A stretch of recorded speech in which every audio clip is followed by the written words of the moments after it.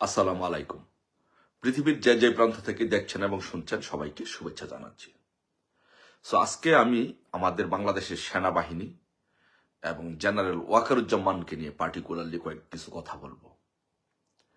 বাংলাদেশে গতকালকে যেই পরিমাণ 5 আগস্টের পর থেকে তো ধারাবাহিকভাবে নৈরাজ্য, বিশৃঙ্খলা, লুটতরাজ, ভাঙচুর, হামলা, ছিনতাই, মব এগুলো চলছে। বাট গতকালকে বাংলাদেশে যেই মব সন্ত্রাসের রাজত্ব, আগুন সন্ত্রাস বাংলাদেশে যেভাবে কাজ করেছে, এই জন্য আমি ব্যক্তিগতভাবে মনে করি এটা আমার দলের কোনো বক্তব্য না, এটা আমার একদম একান্তই একজন দেশের নাগরিক হিসেবে, একজন বাংলাদেশী হিসেবে, বাঙালি হিসেবে আমার নিজস্ব বক্তব্য যে জেনারেল ওয়াকারুজ্জামান, আপনি এই দেশের সেনাবাহিনী প্রধান, আপনি কি এই দায় কোনোভাবে আপনি এড়াতে পারেন? এবং দেশের জনগণের কাছে আমার প্রশ্ন, জেনারেল ওয়াকারুজ্জামান কি এই দায় কোনোভাবে এড়াতে পারে? এবং সেনাবাহিনীতে যারা চাকরিরত আছেন, ঊর্ধ্বতন কর্মকর্তা থেকে সহ, সৈনিক থেকে সহ, সবার কাছে আমার প্রশ্ন, জেনারেল ওয়াকারুজ্জামান কি এই দায় এড়াতে পারে? আপনি দেখেন, সে 5ই আগস্টের পর থেকে ধারাবাহিকভাবে সবগুলোর দায় নিতে হবে এই জেনারেল ওয়াকারুজ্জামানকে।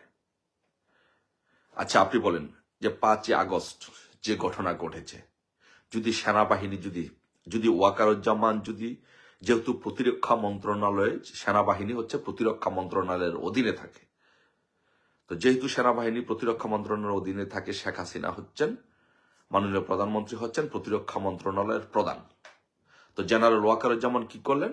প্রতিরক্ষা মন্ত্রণালয়ের, তার মন্ত্রণালয়ের মন্ত্রীর কথা শুনলেন না শুনে বাংলাদেশে একটি মবের রাজত্ব কায়েম করার মাধ্যমে একটি নির্বাচিত সরকারকে হটানো হলো। সারা বাংলাদেশটাকে ধ্বংস করে দেওয়া হলো। তারপরে আপনি আসেন ধারাবাহিকভাবে 5ই আগস্টে তো এই ঘটনা ঘটলো, গণভবন লুটপাট করা হলো, অগ্নিসংযোগ। গণভবন ছিল রাষ্ট্রীয় সম্পদ, গণভবন রাষ্ট্রীয় সম্পদ, ওয়াকারুজ্জামান এই রাষ্ট্রীয় সম্পদ রক্ষা করার দায়িত্ব ছিল। প্রধানমন্ত্রী শেখ হাসিনা দেশের প্রধানমন্ত্রী, তার কথা শোনা জেনারেল ওয়াকারুজ্জামানের উচিত ছিল, সেটা সে করলেন না। একইভাবে 5ই আগস্টের পর থেকে ধারাবাহিকভাবে এমপিদের বাড়ি পোড়া, মন্ত্রীদের বাড়ি পোড়া, ব্যবসা বাণিজ্য পোড়া, সবকিছু ধ্বংস করা হলো, কিন্তু ওয়াকারুজ্জামান কোনো ব্যবস্থা নিলেন না। কিন্তু অপরদিকে ডেভিল হান্টের নামে সেনাবাহিনী, জেনারেল ওয়াকারুজ্জামান তার বাহিনীকে অর্ডার দিচ্ছে, আওয়ামী লীগের নিরীহ নেতা কর্মীদেরকে গ্রেপ্তার করে করে নির্যাতন করছে, জেলে পাঠাচ্ছে। তাহলে জেনারেল ওয়াকারুজ্জামান, আপনি কি মনে করেন যে এই বাংলাদেশের মানুষ অন্ধ, বধির, চোখে দেখে না, কানে শোনে না? সবই শুনে, সবই দেখে। আপনি এই দায় এড়াতে পারেন না, এবং এর জন্য এর ফল আপনাকে ভোগ করতে হবে। আপনি আরেকটা জিনিস দেখেন যে ধানমন্ডি 32 নম্বর কয়বার ভাঙ্গা হয়েছে? কয়েকবার ধানমন্ডি 32 নম্বর দফায় দফায় ভাঙ্গা হয়েছে, সময় নিয়ে বোল্ডেজার দিয়ে ভাঙ্গা হয়েছে। আপনি সেনাবাহিনী দিয়ে সেটা রক্ষা করেন নাই। আজকে যখন প্রথম আলো ডেইলি স্টার অফিস যখন ভাঙতে গেল, আগুন দিতে গেল, আপনার সেনাবাহিনী, আমি দেখলাম যে আপনি তাদের সাথে বাকবিতণ্ড, যারা ভাঙতে গিয়েছে, ডেইলি স্টার প্রথম আলো অফিস আগুন দিয়েছে, তাদের সাথে সেনাবাহিনী বাকবিতণ্ডতা করছে, কথা বলছে যে যারা অগ্নিসংযোগ করছে তারা সময় দিচ্ছে 20 মিনিট, তাদের কাছে আপনার সেনাবাহিনী 20 মিনিট সময় চাচ্ছে যে 20 মিনিট সময় দেন, যারা আটকা পড়েছে তাদেরকে উদ্ধার করব। তার মানে হচ্ছে, দেখেন, এই জিনিসটা খুব ভালোভাবে লক্ষ্য করেন যারা ভিডিওটি দেখছেন এবং আপনারা যারা পরবর্তীতেও দেখবেন। দেখেন, সেনাবাহিনী এই যারা আগুন দিচ্ছে ডেইলি স্টার প্রথম আলো অফিসে, তাদের কাছ থেকে 20 মিনিট সময় চাচ্ছে যারা আটকা পড়েছে ভবনের ভিতরে তাদেরকে উদ্ধার করার জন্য। তারপরে 20 মিনিট পরে আবার এই যারা অগ্নিসংযোগ করছে, ভাঙচুর করছে, তাদের কাছে ছেড়ে দেওয়া হবে বাকি ভবনটি ভেঙে দেওয়ার জন্য। এখন চিন্তা করেন যে বাংলাদেশের সেনাবাহিনী, আপনি কি জেনারেল ওয়াকারুজ্জামান এই দায় কোনোভাবে এড়াতে পারেন? আপনি কি এই ভাঙচুর, অগ্নিসংযোগকে প্রশ্রয় দিচ্ছেন না? এটা কি আপনার দায়িত্ব? আপনার কি দেশের জনগণের টাকা, ট্যাক্সে, ভ্যাটের টাকায় আপনি চলেন, আপনার পরিবার চলে, আমাদের টাকায় আপনি চলেন, আপনার পরিবার চলে। অথচ আপনি এই দেশের সম্পদ নষ্ট করার জন্য প্রশ্রয় দিচ্ছেন।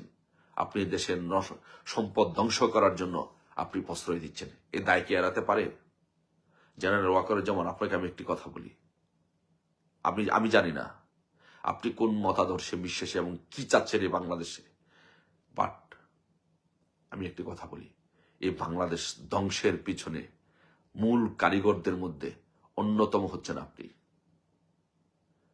এই বাংলাদেশ ধ্বংসের পিছনে আজকে এই অরাজক পরিস্থিতির সৃষ্টির পেছনে মূল কারিগর হচ্ছে জেনারেল ওয়াকারুজ্জামান। আপনি এই দায় জেনারেল ওয়াকারুজ্জামান কোনোভাবেই আপনি এড়াতে পারবেন না। এবং একটি কথা বলে রাখি, আপনি বিচক্ষণ মানুষ, যেহেতু সেনাবাহিনীর প্রধান হয়েছেন, আপনি অতীত খুঁজে দেখেন, বহু সেনাবাহিনীর প্রধান বা ঊর্ধ্বতন কর্মকর্তা, বহু সেনাবাহিনী প্রধান আইনের আওতায় এসেছে এবং তাদের বিচার হয়েছে এবং তাদের কি পরিণত হয়েছে। বিশেষ করে যদি আমি মঈনুদ্দিনের মতো পাওয়ারফুল কারো সেনাবাহিনী প্রধানের কথা বলি, কোথায় উনি?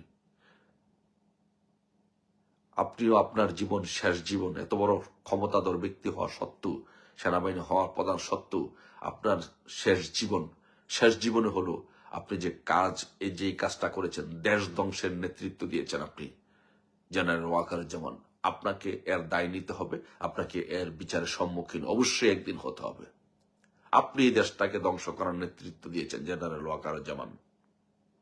আপনার সেনাবাহিনী ডেভিল হান্টের নামে আওয়ামী লীগ নেতাকর্মীদেরকে গ্রেপ্তার করে গোপালগঞ্জে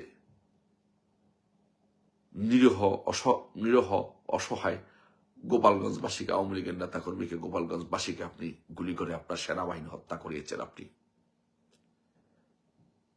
অথচ আপনি 20 মিনিট সময় নেন, অগ্নিসংযোগকারীদের কাছ থেকে আপনার সেনাবাহিনী 20 মিনিট সময় নেয় আটকে পড়াদেরকে উদ্ধার করার জন্য, তারপরে যেন আবার তারা সেই ভবনটি ভাঙতে পারে। এই লজ্জা আপনি কোথায় রাখবেন? এই লজ্জা দেশ ও জাতি কোথায় রাখবে? বাংলাদেশের সেনাবাহিনীকে আপনি কি ধ্বংস করে দিয়েছেন। 25 জন ঊর্ধ্বতন কর্মকর্তাকে আজকে সমস্ত সেনাবাহিনীর আইন শৃঙ্খলা নিয়ম ভঙ্গ করে নিয়মিত তাদেরকে কোর্টে নেওয়া হচ্ছে, অপমান অপদস্থ করা হচ্ছে। বাংলাদেশের সেনাবাহিনীর ইতিহাসে কখনো এরকম ধরনের ঘটনা ঘটেনি, কখনো এরকম ধরনের ঘটনা ঘটেনি।